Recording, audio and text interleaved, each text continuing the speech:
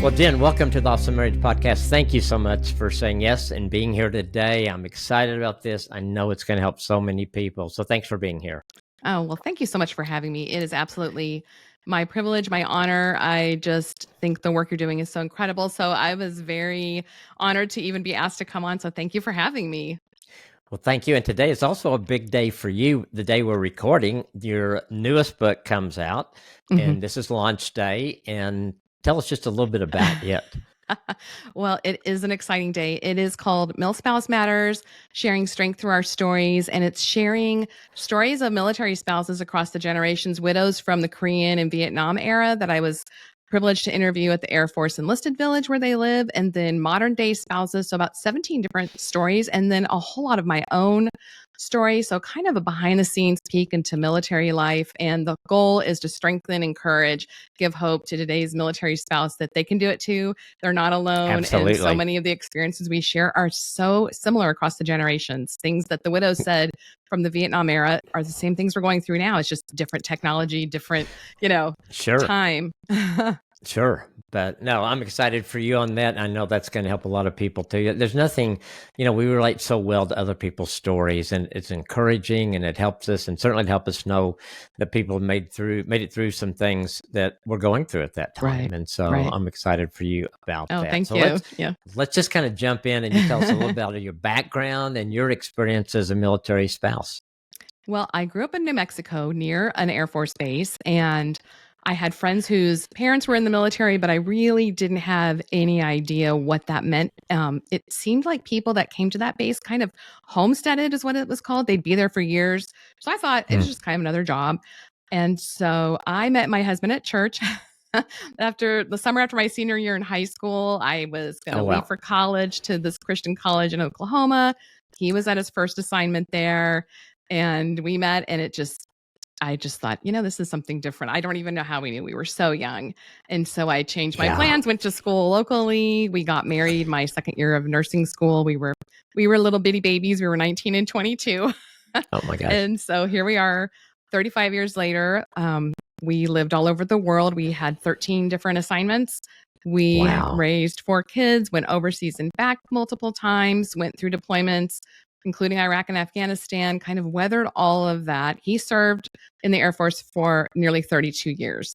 And so I was an RN, and then with all the moves, I ended up becoming a stay-at-home mom because we had all these kids, and then a homeschooling mom of all things, which I never thought I would do. And then really started writing and freelancing about 20 years ago, just completely morphed, different career.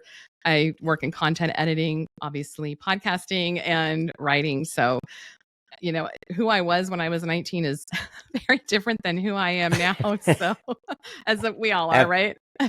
Absolutely. Yeah. And we got engaged when Nancy was 19. So yeah, we look at 19-year-olds now, and that's nothing negative at all against them. We were thinking, what were we doing? Exactly. Or my own children going, you're too young. Going, exactly. Yeah. Exactly. It's the same way. So you were young. So as a new wife then, did you feel prepared for the life you entered as a military spouse? I mean, was it just all new? I was absolutely clueless. I thought my little airman husband was the best thing in the world. I thought he was incredible, but that was, like I said, like a job. And so I mentioned that some of the families we knew stayed. So the first time he got orders, so I'd grown up in New Mexico, grandparents, extended family. It was to Ohio, which I might have dropped me off the end of the earth because I didn't know anything about it. And so he came home and he said, I have orders. And I said, well, maybe next year. Why don't you ask them maybe next year? I literally had no idea how the military works. I talk about this in my book a lot because I just was so clueless. And he goes, that's not how it works. And so I was actually pretty miserable that first move. And we can talk about that more, but just what helped me transition. But I literally did not know what military life meant, what it would mean. And also with him being in the Air Force, at that point, it was the 90s. They weren't really deploying unless you were in certain career fields. He certainly was not. And so once 9/11 happened and all those things, it really did change. I think a lot of military families have the before 9/11, after 9/11. If they were in at that time, it completely changed everything in our lives.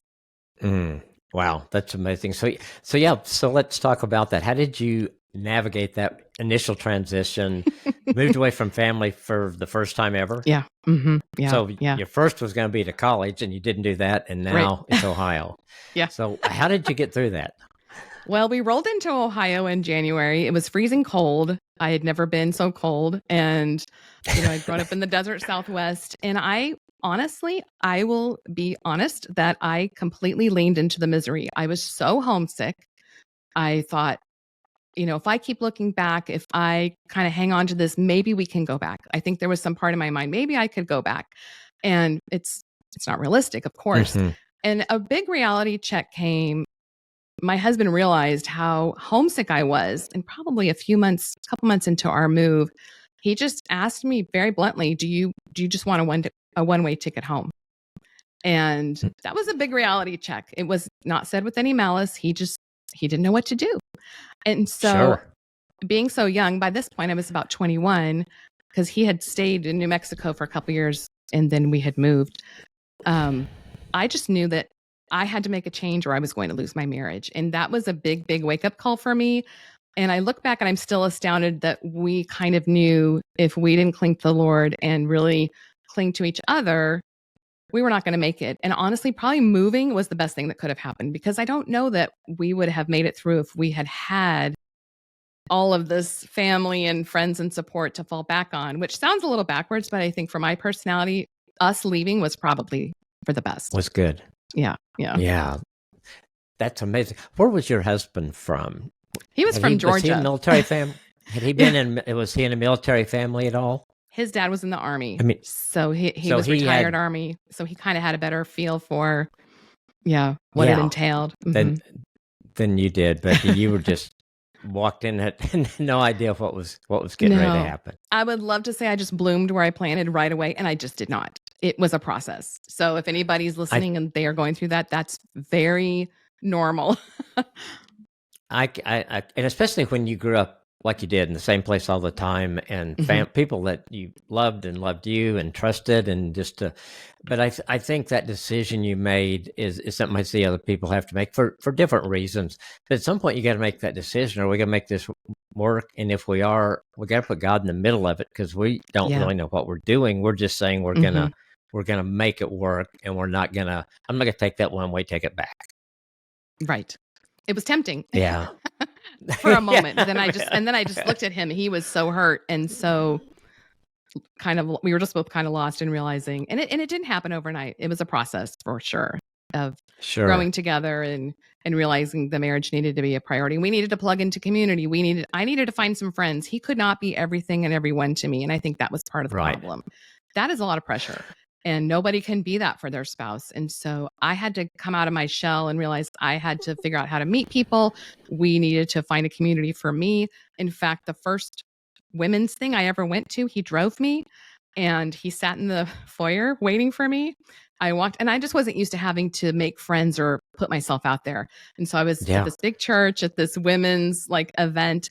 And so he's sitting in the dark foyer just waiting for me. And people kept saying, "Who's that guy sitting out there?" And I finally was like, "It's my husband," because I had told him I wasn't going to go unless he came with me. And it seems so crazy now, because that is so not who I am at all. But little 20-year-old me. Yeah. No. Well, and I just kind of thinking it from a husband's standpoint, for him to not knowing, like you said, what to do, and seeing his wife suffering and being empathetic. But that had to be hard on him. And just to even give you that option, because you could have taken it, and he didn't know that when he offered it. So that was a big step for him to even do that. But that had to say a lot to you too, that he was willing to let you go. Yeah. If that was what's going to be best for you. And that says a lot for him, but it also says a lot for what God can do when we put him in the middle of a situation like that. That's also about. So let's talk a little bit about times of deployment or extended travel. How do you guard your marriage and keep it a priority during deployment? I think that is, when I work with couples where there is deployment, that is such a big issue. So give us some ideas, some thoughts. Well, I think communication is key. And then a lot of times you don't have those normal channels of communication that you would think you have, because people say, well, you have video chat now, you have FaceTime, you can Skype, you can do whatever. Well, not always, because it just depends on where they're deployed. Like I know spouses whose husbands go on submarines and they don't hear from them for weeks or months. And then when they surface, they'll get a flurry of emails. Or some of the places my husband was assigned, I might get a call once a week and then it would get cut off, where screens would freeze. And so you just have to figure out different ways to communicate. And so for me, what we did was I would send him a running email. And I remember even asking him, I would email him at the end of most days just to fill him in on what had happened, so I wouldn't forget what the kids did. And he loved it, because when he had time, he could sit and he didn't always answer every single one, but I knew it meant a lot to him. Sending regular mail, care packages, that sort of thing. Sending notes. I would put notes in his luggage when he would leave. There was a time period, the last decade he served, he was really gone more than he was home. And it wasn't just deployments, it was TDYs. And so he would leave me notes. I would put notes in his bag or whatever for him to find, which sounds a little silly and simple, but it really does mean a lot, because it shows that you're thinking of each other. Absolutely. For sure. Yeah. Another thing I would say is talking about your spouse to others and talking about what you like about them, keeping them kind of at the forefront, because I believe for me, the temptation was, which sounds crazy after my story that I couldn't even go to a women's meeting by myself. You get into this cycle of being so independent, making decisions, forgetting to check in because you have to. You don't have a choice if you're going to make it in this military spouse life. So kind of just keeping them at the forefront, remembering that you're still in a partnership. I had friends who had never met him. It was like this mythical figure, because he was never there to come to kids' stuff at certain locations. He was missing all the soccer games, recitals, and it's like, yeah, sure, you have a husband. And people that need to know, especially other military families, totally get it. But it's just, yes, I still have this spouse and they're still important in my life, and keeping them kind of at the forefront. So I found that talking about him to others was a big thing that helped. And also, I would say, as far as guarding your marriage, keeping it a priority, is walking a mile in each other's shoes. It can be so easy to start to compare misery and to feel like you've got it harder. And I would think, he hasn't been able to hug his kids for months. I don't have to do that. I don't know if I could do that. And so just that walking a mile in each other's shoes and extending a lot of grace really is, I think, absolutely significant. Yeah. Yeah. Any other wives that you talk to that are in the similar situations, do you see any things that are really common issues that every wife faces? As far as deployment goes? During deployment. I think something that surprises people, I was thinking about this morning, is this pre-deployment argument, because you get to this point and you feel so guilty for arguing. They're about to be gone for months or even a year or whatever, possibly in danger. And you hit this point where you're like, let's get going already so we can start the countdown. Let's just get this over with. This leading up to leaving is part of the toughest part to me. And it's just, you'll end up kind of pulling aside, maybe isolating, not intentionally, but just like kind of emotionally starting to pull back because it's coming. And one thing I've heard from so many people, and once you voice it, you start to realize other people they're going through it too. You'll have conflict come up, because I think it's part of like putting up this wall of leave, because you love them so much, and it's just, you want to avoid some of that hurt. So I feel like a lot of spouses go through that, maybe some conflict while they're gone. It's unexpected because you feel guilty. Like you don't want to have an argument with your spouse when they're in the Middle East or someplace, and things come up. And so I would just say, don't use like phone calls to handle conflicts. Like maybe work those out over text or email. You may have just these really brief calls, and just use that to just say you love each other and let the kids talk if you have kids. But just connect. You use that time to connect and not to solve the problems. Exactly. Because you're not going to in that little space of time. Because you're not getting to anyway. No. So when he would be deployed and you'd be there with the kids, were there things that you didn't share with him because he was deployed? I think one of the things that I think is important is while they're deployed, putting extra stress on them pulls them from the mission. So you have to be really selective. So if it was something significant, I would probably email it to him and just get his give me some input on this when you have time. And Yeah. maybe he wouldn't have time. I typically tried to handle most things. There was one scenario, he was in Afghanistan and we had been stationed in Germany, and we stayed in Germany because he was going for a year, and then we knew he'd have a new assignment after this Afghanistan tour. And so there's just no point in moving and then moving again and leaving the military family support, because we lived on base and our kids were all plugged in. And I got pneumonia this winter. Both of our cars broke down, and I'm just trying to handle it by myself because we had teenage drivers, and didn't tell him. Yeah. And he called one day and my son's like, well, mom's in bed sick. He goes, what? And I get on the phone. He said, would you please ask the neighbor for help? Because fixing a car overseas is not straightforward. He said, he can help you. He can go get the part. He can, deal with the off-base mechanics.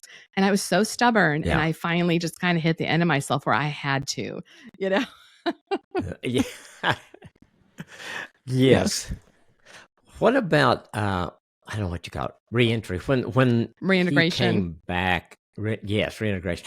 What is that like? And because I know I it's you and the kids probably you got in your routines, you got in your deals, and then all of a sudden, husband, dad is back in the house. How does that go? Well, I think there's always this honeymoon period because you're so happy to be back together. And then you kind of hit this point where they're questioning, why did you do it this way? And then you're getting annoyed because their socks are on the ground and not in the hamper or whatever. And it's like those little things creep up, and it can be surprising. What it's like, I would say it's not like the movies. It's not like TV. You have that happiness of being back together. And in fact, you can cut this out if it's not proper to say, but there's a lot of ways it's depicted that military spouses call reunion porn, because it just kind of plays on people's emotions and it doesn't show the reality of what the family really goes through after that big surprise homecoming or whatever, which can be great, but there's real life has to happen now. And so people are like, oh, they're home. Okay, everything's good. And it's like, well, maybe not so much. No. We're adjusting, especially after a year apart. That's a huge adjustment. It's a long time. It is a long time. And after his last deployment, I remember being on the phone with him. He had flown out. He was, I don't even remember, in Qatar, someplace, about to head home. And he'd been over 20 years by that point. And we were a little smug. We were like, we've got this. We know what to look for. We've got this down. And to my surprise, we had some issues. And it's just kind of proved to me every deployment is different. You've changed, they've changed. You've both been through things that you may not ever know about. There's still things now that he'll mention about a deployment, and I'll go, you've never told me about that. And so it's, you just, again, just that grace of extending grace, and, expect it to be a little rocky, because then you won't be surprised if it is. And if it's not, great. But I think most families have that adjustment, that reintegration period. I think so. I agree.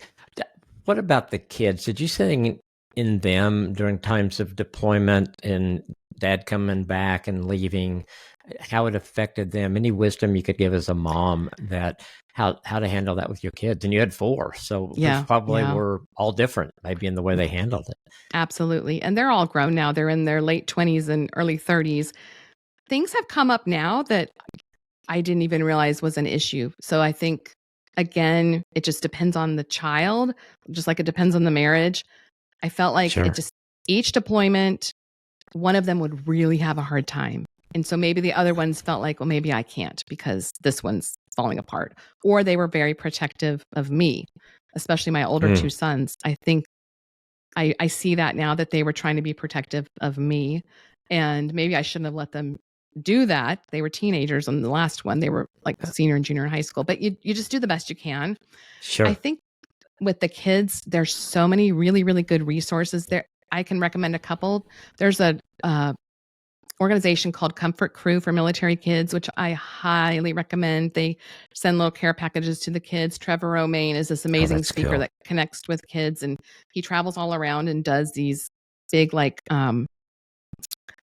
not conference, but like gatherings at school, like assemblies or whatever at military bases. And if you have that come to your base, send your kid or connect with them.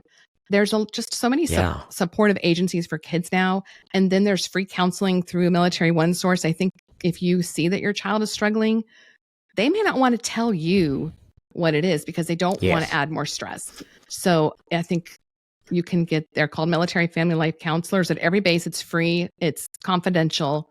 You have a certain number of sessions you can do. So I highly recommend seeking outside help and not trying to do it all on your own because it's a lot. It's a lot to try to. Absolutely. And I would tell my kids, I don't know what this is like to have your parent deployed, especially if they're in danger. Sure. He was in Iraq and Afghanistan. They were terrified. So he was in danger. I had to turn off the news. I had to remind even some extended family, please don't bring up what you just saw, I will tell you this. When we were in Germany, there was one time I was talking to him. We could hear a rocket attack in the background and the line cut off. And so I'm sitting up all night waiting to hear, is he okay?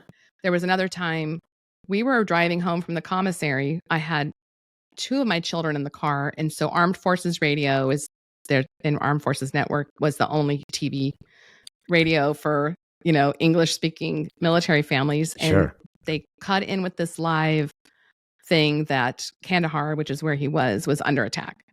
And I nearly drove off the road.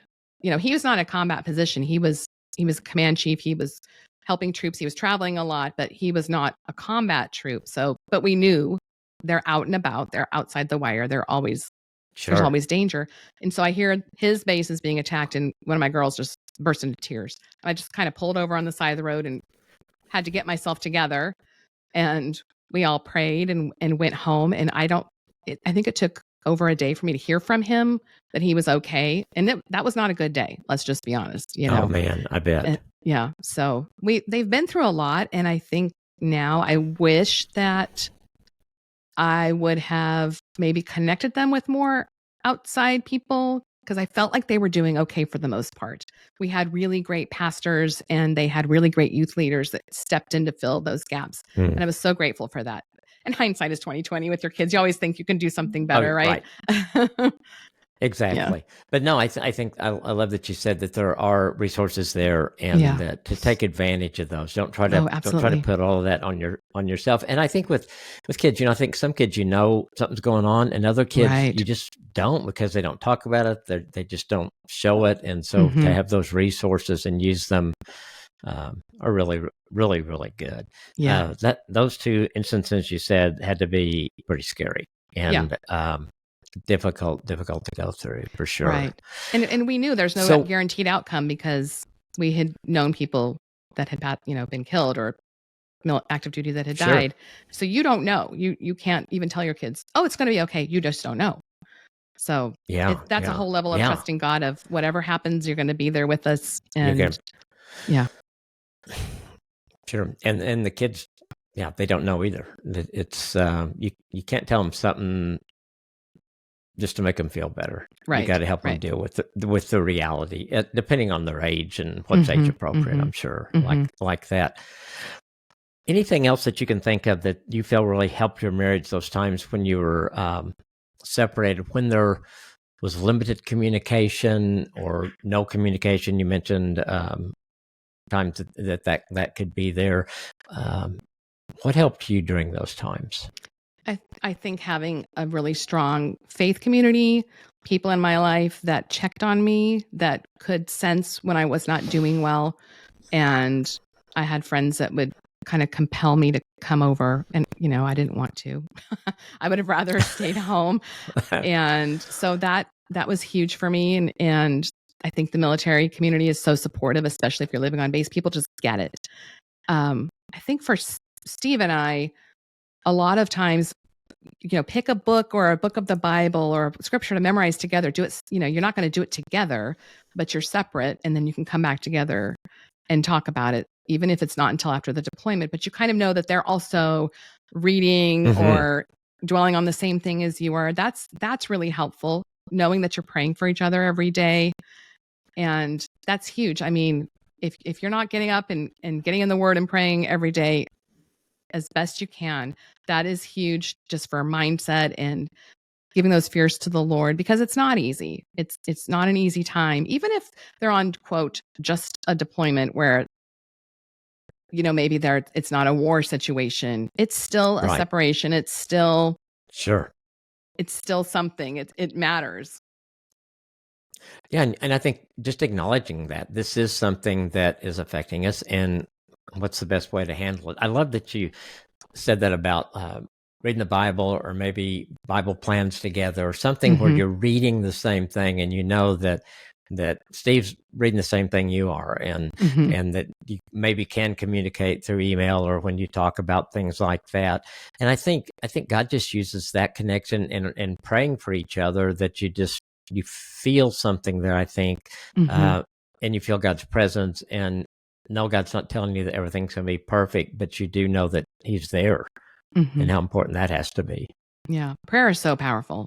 I mean, it really is. It just makes things happen that are unexplainable. And it does connect you.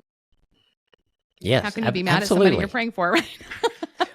Well, I know. I think that's exactly right. I even do that at times if I'm having trouble with someone that, just maybe they irritate me or whatever. And it's amazing what happens when you start praying for that person. Yeah. That God gives you different perspective. And so how much more does He do that when it's our spouse or our kids in those situations, for sure. So things that, a couple of questions. Did it ever feel like the military was His first priority? Oh, for sure. It's just the nature of it. It is, isn't it? It just has to be at times. And I think you have to accept as a spouse that it is going to be mission first at times. I think the military has gotten a lot better over the years of getting past that. If the military wanted you to have a spouse, they would have issued you one, that kind of mindset from decades ago. There's a lot more military family support, but at the end of the day, it is mission first. And like I mentioned, I don't think it's helpful for the active duty person to feel this pressure from their spouse or family over things they can't control, over deployments or an assignment, because what good does that do? They're not doing it to you. The military's not doing it to you. It can feel like it, but it is just a distraction from the job they need to do. And it's not just any job. It's really a way of life. It really is. It's kind of like first responders. It's once they're in, they're all in. They have to be kind of immersed in that to do their job well. Absolutely. Yeah, I would think so. So really, what I was going to ask you, sorry, I didn't cut that part out. When Steve would come home, could he make the transition to putting you a priority then, since he wasn't deployed and wasn't in the middle of a mission? Could you make that transition? I think it's sort of like the rest of it. It can be a little rocky. And he would even tell me, he said, one time he said, for me to survive 12 months away from you all, I almost have to turn off part of myself. And so when they come home, they have to consciously turn that back on, but it's not automatic. And it's not that they don't care, but like I said, I put myself in his shoes. What would I feel like if I had to go do that and know that it doesn't matter what I do, I'm not seeing my family for this many months? You do have to kind of get numb to that to be able to function. And so there is that readjusting, getting used to each other, realizing, one thing I did, and this sounds crazy, but we are big reality TV junkies. So I would record all of it while he was gone, not watch any of it.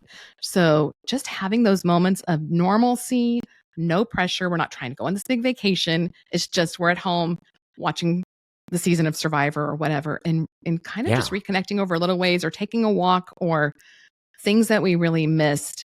And one thing I always reminded myself was, this is not always going to be our lives. We're in the thick of this craziness of every year there was some big change, a move or deployment, or both sometimes. Sure. And so what do you want your marriage to be in 20 years? And I would tell myself that, what is it? What do I want it to look like? At some point, we're just going to be me and him. And so what are we building towards? Yeah. And when we were first married, I had a pastor say to me, and it stuck with me it still does. And he would always say, it was this young marrieds class we were in. And he said, lower the expectations, raise the appreciation. And I'd go, what? It's not fair. I should have expectations. Yeah. But over time, I've just seen the truth of that. Just if you just don't have an agenda and appreciate them and give them grace, it will come back to you most of the time. And I'm not talking about abusive marriages or toxic, of course. Right. But just the normal run-of-the-mill marriage where you're just readjusting. Give yourself a lot of grace. Give them a lot of grace. And I think that will be a good strategy for that. Yeah. I love your idea of like when you would record the reality shows. I think one, it gave you something to do for him when he wasn't there, and then something that you knew you both enjoyed and you could share that afterward. I think things like that are great ideas.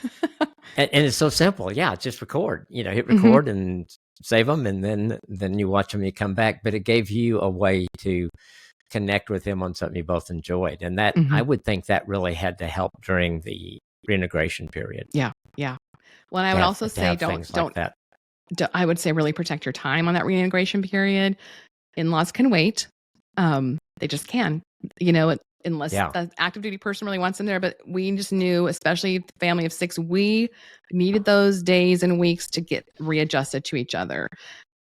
We didn't plan like big vacations because that's just a lot of pressure. It was just more being at home, having some quiet moments, getting used to each other. And one of the worst reintegrations, honestly, was that last deployment in Afghanistan, because he came out. We were moving 3 weeks later from Germany to Hawaii, dropping our oldest son off at college in Texas.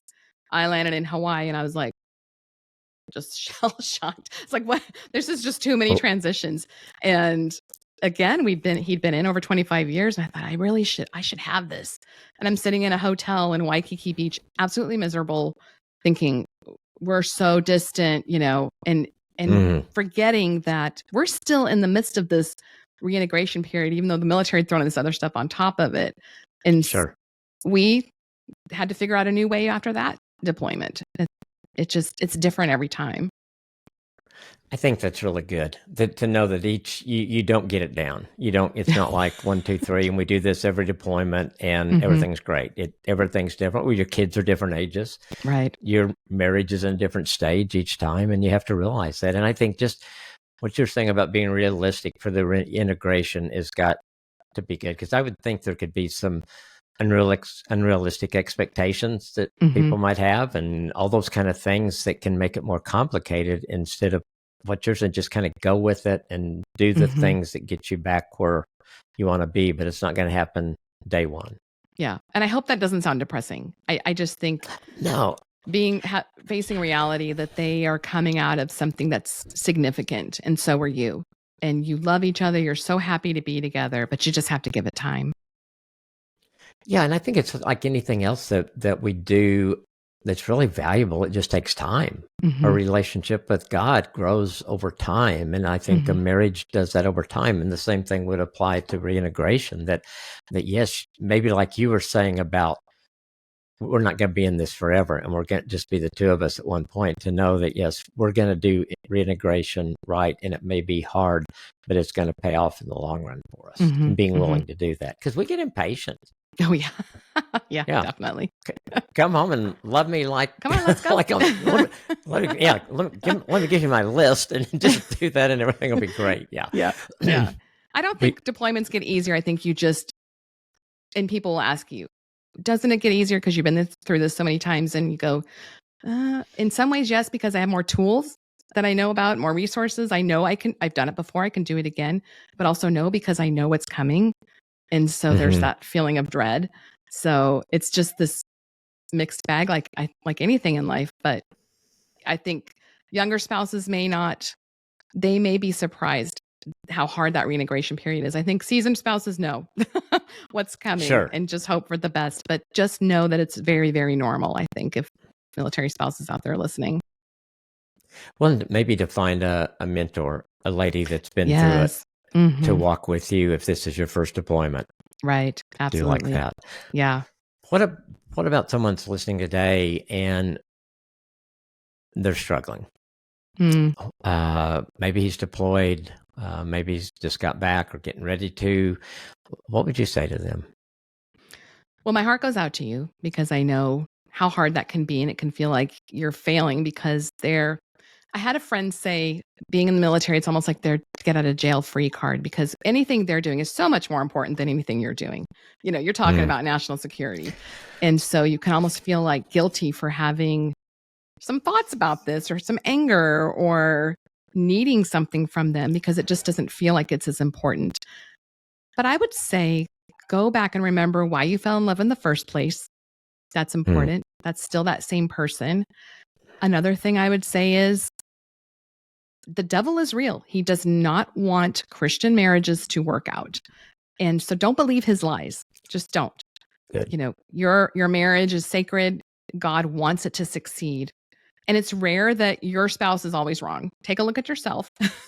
It can be easy to think, right, God, would you change this person? Because they are so wrong with, I'm not always a walk in the park. I know this. So it's hard to admit sometimes. and talk with your partner and ask them what they really, really need, and listen, because maybe it's something completely different than what you were thinking. You may be going off on a whole different route, and what they're needing is just something so simple. So it's just back to that communication. But pray a lot, pray together, pray for each other. And I just know Steve and I, we went through a really hard struggle about 7 years in, to the point where military life had just become such a burden. We had a bunch of little kids. He was working on his degree at night. I was home alone all day, and we just were not connecting. And I packed some bags and was ready to leave. And he just stood in the doorway and he said, "You're not taking my babies." So I stood there, and I thought, and I was exhausted. I was like, I'm just going to go to bed. And it didn't get fixed overnight. I was still mad over whatever the argument was about, whatever that was. We always say we're not necessarily the greatest, but we have stuck in there. And I really think God has honored us just sticking in there, even when we didn't feel like it, even when I really didn't like him very much. And I know sometimes he didn't like me. Like, what have I done? This would be so much easier on my own or with someone else, but just hanging in there, remembering that God is faithful. And I truly, truly believe he will bless you for just that stick-to-itiveness, and it doesn't sound very romantic, but I do believe that God honors that commitment. I do too. Absolutely. And I see that so much in not just any couple, that young couples that they get in those situations and they give up. And it's persevering through those things, like you're saying, you and Steve did, especially through that hard time, that God does honor that. And you grow through, and finally you realize, okay, God is with us in this, and he does have answers that we don't have. And sticking through it, now it's worth it, right? Yeah. Now we're grandparents. It's so fun. You have a good point. One thing you said that I thought was really important, because you guys were talking about communication, and I think just maybe taking time for each of them to sit down and talk about their expectations of each other, so they can see, are those realistic or not, or so we can kind of talk through those things, because I think so many times we have expectations that are unrealistic to the other person, or we don't communicate them to the other person. Like you were kind of saying, you just kind of guess what they like or what they don't like. Well, why not ask them and just, hit the nail on the head with them in that situation? And agree to not get defensive or be, personal about it. Just try to communicate in a loving way. And I think that goes back to, if you just stop and look at your spouse, I don't know if you do this with yours, I'll just remember this guy that I met at church, thought he was the best thing in the world. I'm like, he's still that person. He really is. And, I love him more than I did then. And I loved him a lot then. But just reminding yourself, God brought you together. Why did he bring you together? And who they really are still. Absolutely. And it wasn't to get this divorce. It wasn't just to give up on it. That's so good. That's so good. With all we talked about, you and I were talking before we went live, of some resources I thought were really good to pass on to people, of just some things that are available for them, for their kids. You want to talk about a couple of those things? And then we'll put all this in the show notes. We talked about Comfort Crew and some things like that. Yeah. And the Pillar Deployment Retreat, if you're going through a deployment, there is a online deployment retreat. It's actually coming up in November. I'm not sure when this comes out. And it's completely free. They do it every year, and it's all online, and it's different sessions. I'm actually speaking this year about in-laws, dealing with in-laws, because our son served as well. So I have the perspective of mother-in-law and Sure. the military spouse. And so just all sorts of really great topics. And if you can't attend live, you have the access to the library. All you have to do is register. There's no obligation. There's no fee. And then you get this great downloadable workbook. So that's incredible. It's sponsored by USAA and these great spouses, Becky Hoy and Joanna Golden Knoll, who have been in the military spouse community for a long time, have been running it for a few years. So I highly recommend that. There's so many books and podcasts now for military spouses, including mine, of course, Yes. but there's lots of great people out there doing incredible things.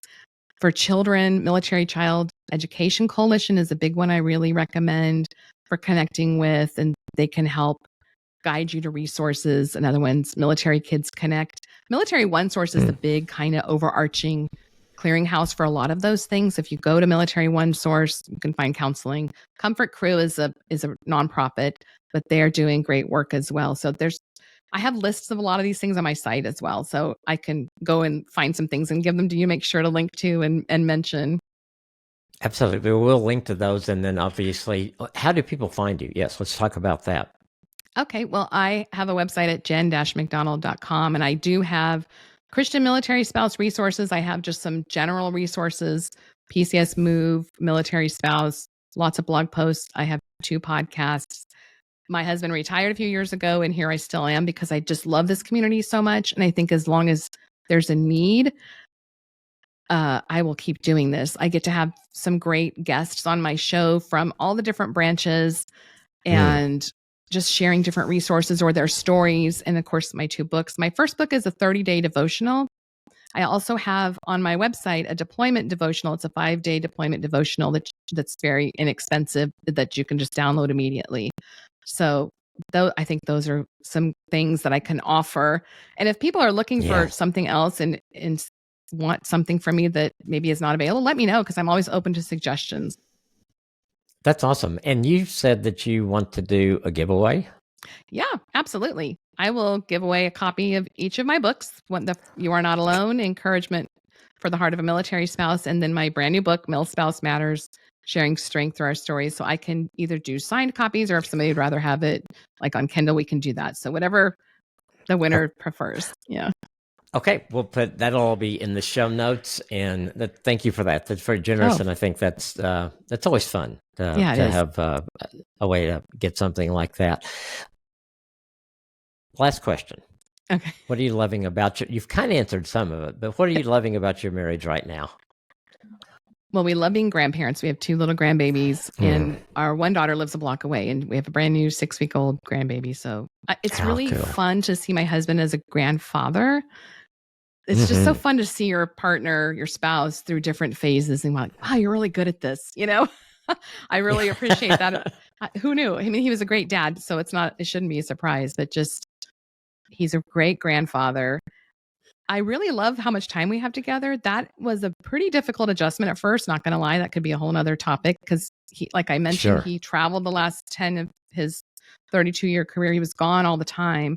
So he retired from the military and suddenly was just there. So that was a bit of an adjustment. And I'm realizing now what a treasure it is. I lost my younger brother just a few years ago and, very young. And so I look at things like that and I go, I'm just so thankful for this time with my husband because you just never know what's going to happen. And so I'm thankful for him being here and getting to do all these things with him that I used to have to do by myself. And I think the other thing I really love about our marriage, we have, you have this history. I've known him since I was in high school. There's so many inside jokes, shared memories that I just couldn't imagine not having him in my life. And I just am so grateful for him and how we've grown together from those 2 youngsters. It has really gone by in a flash. It really, really has. But we really grew up together. And so I think I stop sometimes and look at that and go, wow, here we are, decades later. Yes. It is, and I agree with you. Grandparenting is one of the real joys in life, and that you guys are getting to enjoy that together now. And he's going to get to be there day after day after day with his grandkids. Yeah. So that's going to be a lot of fun for you guys together too. Yeah. This has been a great conversation. I love everything you're doing, the ministry you have to people that really Everybody doesn't understand what military spouses go through, and you do, and you're willing to spend the time with them and create great resources for them. So thank you for that. Thanks for being with us today. Appreciate you a lot. Thank you so much. It's been my absolute pleasure.